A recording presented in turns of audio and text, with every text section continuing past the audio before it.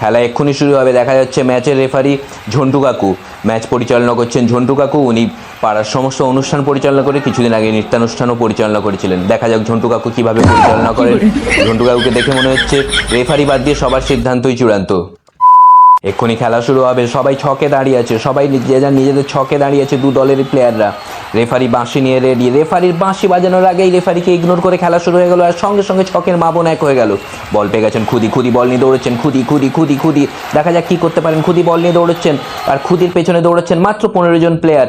এও একটু কি একটা গুরুত্বপূর্ণ তথ্য পাওয়া গেল, যে বল নিয়ে দৌড়চ্ছেন সেই খুদি, তিনি আসলে একজন গোলকিপার। আর ওকে আটকাও, বেরিয়ে যাচ্ছ, জানে না তো খুদি বল নিয়ে দৌড়চ্ছে। আরে খুদিকে আটকাও, ও গোলকিপার, ওকে বলো।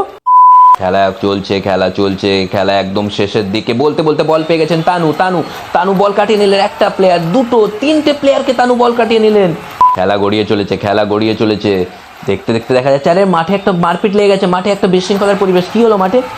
দেখা যাচ্ছে সেই 4-8 জন মধুয়া মাতাল যারা চুল্লু খাচ্ছিলেন। তো প্রত্যেক দিনের মতো মনে হচ্ছে ম্যাচ পরিত্যক্ত হয়ে যাবে।